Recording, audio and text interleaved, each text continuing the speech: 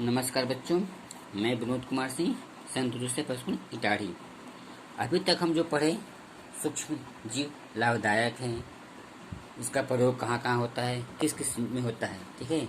अब हम लोग पढ़ेंगे सूक्ष्म जीव हानिकारक, कैसे सूक्ष्म जीव हानिकारक है, ठीक है।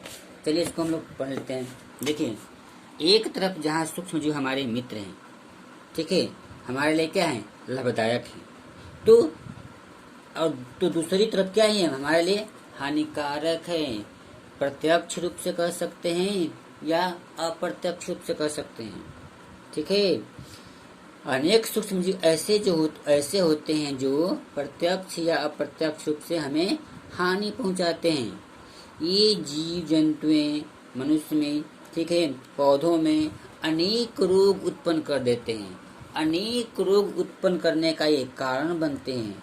ये सूक्ष्म जीव हमारे भोजन, पानी तथा अन्य उपयोगी वस्तुओं में पाए जाते हैं और उसको दूषित कर देते हैं, ठीक है। सूक्ष्म जीव जो हैं क्या होते हैं, भोजन, पीने वाला पानी तथा अन्य उपयोगी, इसके अलावा जो अन्य वस्तुएं हैं जो उपयोग में लाते हैं उसको क्या करते हैं, दूषित कर देते हैं, उसको उसमें अपना प्रभाव डाल देते हैं, ठीक है। देखिए, सबसे पहले मनुष्य में इसकी हानि कैसे होती है। क्योंकि हम जानते हैं कि सूक्ष्म जीव हमारे चारों तरफ इर्द गिर्द पाए जाते हैं। ऐसी स्थिति में यह जो सूक्ष्म जीव है आसानी से, ठीक है, आसानी से हमारे शरीर में मौजूद होते हैं, प्रवेश कर जाते हैं, ठीक है। रोग कारक सूक्ष्म जीव हमारे श्वास, यानी हम जो सांस लेते हैं, भोजन, पानी आदि के द्वारा हमारे शरीर में क्या होता है, प्रवेश कर जाता है। इसीलिए कहा जाता है कि भोजन को ढक कर रखना चाहिए, पानी को भी ढक कर रखना चाहिए। पानी पीना है तो उबाल कर पीना चाहिए, क्योंकि पानी उबाल देने से उसमें जो कीटाणु होते हैं वो मर जाते हैं और वो पानी स्वच्छ हो जाता है, ठीक है। तभी हम लोगों को पीना चाहिए। अभी आप लोग बाजार में जाते होंगे तो दुकानों पे देखे होंगे कि मिठाई की दुकान पे कितने मक्खियाँ लगती हैं। बहुत सारे ऐसे जो छोटे छोटे जीव जो उड़ते रहते हैं, तो वो क्या होते हैं, छोटे छोटे सूक्ष्म जीव पैदा करते हैं और वही भोजन पे जाता है, वही भोजन हम करते हैं, तो भोजन के माध्यम से हमारे शरीर में प्रवेश कर जाता है, ठीक है।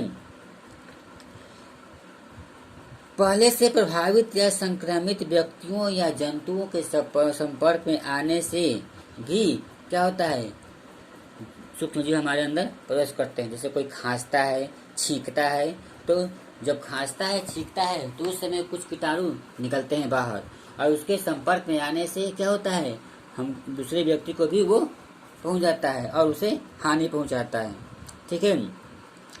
अक्सर आप लोगों ने देखा होगा कि मौसम जब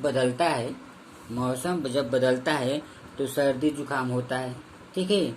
घर में एक व्यक्ति को होने के बाद दूसरा व्यक्ति भी इससे प्रभावित होने लगता है। किसी व्यक्ति को हो जाता है सर्दी या खांसी, जैसे देखिए जो कोरोना इस समय आया हुआ महामारी, कोरोना जो क्या है, छुआछूत है ना, एक को हो जाता है और उसके संपर्क में आप आ जाएंगे तो आपको भी हो जाएगा। तो कोरोना ही भी उसी तरह का एक बीमारी है। यह विषाणु या वायरस जनित रोग है, ठीक है। ग्रसित व्यक्ति के छींकने पर जल की बूंदों के साथ असंख्य संख्या में, मतलब कोई लिमिट नहीं है कि कितना, वायरस क्या होते हैं, हवा में मिल जाते हैं। हवा मतलब वायु जो होता है ना, उसी में मिल जाते हैं। और उस वायु के संपर्क में आने वाला व्यक्ति, जब हम सांस लेते, तो कोई व्यक्ति सांस लेता है ना, तो क्या होता है कि उसके संपर्क में आने वाला व्यक्ति श्वास के माध्यम से उसमें पहुंच जाता है और उसे संक्रमित कर देता है। जल हुआ, वायु हुआ, भोजन, वस्त्र या और शारीरिक संपर्क, ठीक है, के बाद एक संक्रमित व्यक्ति दूसरे स्वस्थ व्यक्ति को भी सूक्ष्म जीवों के माध्यम से क्या करता है, संक्रमित कर देता है, ठीक है।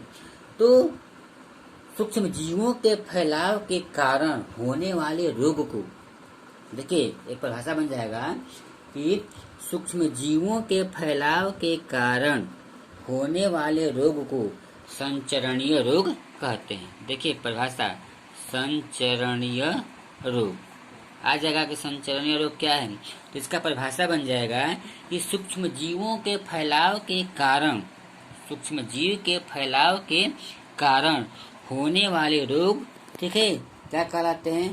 संचरणीय रोग कहलाते हैं। ठीक है, सर्दी जुकाम के अलावा और भी ऐसे बीमारी जैसे हैजा हुआ, चिकन पॉक्स, क्षय हुआ, ये सब क्या है? सूक्ष्म जीव से ही होते हैं। ठीक है, आगे चलते हैं। जब हम बाहर कड़ी धूप में रहते हैं और अंदर आते हैं तो क्या करते हैं? देखते हैं कि अंधेरा छा जाता है। ठीक है, दूसरी बात कि जब हम धूप में से होकर अंदर आते हैं तो डायरेक्ट पानी पी लेते हैं। हमें उसे पानी नहीं पीना चाहिए, एकाएक पानी हमें नहीं पीना चाहिए। हमारे मुंह के अंदर ग्रास और श्वास नली, जैसे जो होता है ना, जो सांस लेने वाली जो नली होती है, ठीक है, उसके आसपास क्या होते हैं? जीवाणु मौजूद रहते हैं। ठीक है, वे हमारे धूप में रहने के कारण काफी उच्च तापक्रम पर यानी अधिक होते हैं। लेकिन जैसे ही हम ठंडा पानी पीते हैं तो ठंडा पानी के कारण संपर्क में आने वाले जीवाणु का तापमान क्या होता है? अचानक एकाएक गिर जाता है, कम हो जाता है, लो हो जाता है। तापमान में अचानक परिवर्तन जीवाणुओं में प्रजनन दर तेज कर देता है। यानी कि जब अचानक ताप में कमी आती है तो प्रजनन जो होता है क्या होता है? दर तेज हो जाता है। इससे हमें स्वास्थ्य संबंधी परेशानियां हो जाती है, गिर जाती है। ठीक है, यही कारण है कि जब मौसम बदलता है तो तापमान में अचानक होने वाले परिवर्तन के कारण हमारे आसपास पाए जाने वाले जीवाणुओं की संख्या अधिक बढ़ जाती है और हम इससे क्या होते हैं? प्रभावित हो जाते हैं। ठीक है, मौसम का एक सा रहता है, जब मौसम एक सा रहता है तो हमारे ऊपर जीवाणु को होता है आक्रमण, कम आते हैं। लेकिन जैसे ही मौसम कभी गर्म, कभी ठंडा, कभी गर्म होता है परिवर्तन ना, तो उस समय क्या होते हैं? जीवाणु पहुंच जाते हैं, आक्रमण करते हैं। ठीक है, तो रोग उत्पन्न होने से पूर्व ही उससे बचाव अति आवश्यक है। कोई भी रोग होता है तो उससे पहले सुरक्षा, सेफ्टी। ठीक है, छींकते समय या खांसते समय हाथ पे या नाक पे रुमाल रखना चाहिए। ठीक है, कैसा रुमाल? साफ, ये नहीं कि मैला कुचैला। ठीक है, संक्रमित व्यक्ति से हमेशा दूरी बना के रखें। भोजन पानी को स्वच्छ रखने के लिए इसे ढक कर रखें। ठीक है, देखिए कोरोना उसी का लक्षण है। कोरोना जो बीमारी आया है अभी भयंकर, देखिए इसी का लक्षण है। छुआछूत है, मुंह को छींकते समय या खांसते समय टिश्यू या रुमाल से ढकना चाहिए। सूक्ष्म जीव जनित रोग संपर्क के अतिरिक्त कुछ कीटों एवं जंतुओं के माध्यम से भी फैलता है। ठीक है, ये नहीं कि हम छींक दिए, खांस दिए और वायु में चला गया तो उससे हो गया, उससे तो होता ही है। इसके अलावा कीटों एवं जंतुओं से होता है। ठीक है, कीट या जंतु रोग उत्पन्न करने वाले सूक्ष्म जीव के सबसे अच्छे वाहक हैं। वाहक मतलब सवारी कर सकते हैं सबसे। अतः इन्हें रोग वाहक कहा जाता है, जिसके द्वारा रोग एक व्यक्ति से दूसरे व्यक्ति में पहुंचता है। उस प्रक्रिया को हम लोग रोग वाहक कहते हैं। ठीक है, मलेरिया, डेंगू, टाइफाइड आदि सूक्ष्म जीव जनित रोग के प्रसार में इसमें क्या है? सबसे अधिक भूमिका निभाते हैं। मलेरिया जो होता है, मलेरिया परजीवी प्लाज्मोडियम के कारण होता है। ठीक है, प्लाज्मोडियम एक प्रोटोजोआ है। मादा एनोफिलीज मच्छर इसके वाहक है, यानी कि जो मलेरिया जो होता है मच्छर के काटने से होता है हमारा। जब यह मच्छर किसी मलेरिया संक्रमित व्यक्ति का रक्त चूसता है तो यह रक्त उसके साथ शरीर में चला जाता है और वह दूसरे व्यक्ति पर बैठता है तो उसमें प्रवेश कर जाता है। ठीक है, पुनः जब मादा एनोफिलीज मच्छर स्वस्थ मनुष्य का रक्त चूसता है तो मलेरिया परजीवी स्वस्थ मनुष्यों के शरीर, देखिए किताब में दिया है, शरीर में पहुंच जाता है। इस प्रकार स्वच्छ मनुष्य भी क्या होता है? संक्रमित हो जाता है, यानी कि उसको भी वो रोग हो जाता है। ठीक है, डेंगू के वायरस का वाहक मादा एंडिस मच्छर होता है। कौन सा मच्छर? एंडिस मच्छर होता है। तो कहने का मतलब यह हुआ कि मच्छर के काटने से भी रोग उत्पन्न होता है। किसी व्यक्ति का खून चूसता है और वही खून किसी दूसरे व्यक्ति में चला जाता है तो क्या होता है? वो व्यक्ति संक्रमित होता है। तो मलेरिया जो होता है मादा मच्छर के काटने से होता है, एनोफिलीज। ठीक है, यह परजीवी है। डेंगू के वायरस का वाहक होता है मादा एडिस मच्छर। देखिए यहाँ दिया है। तो ये था हमारा आज का वीडियो।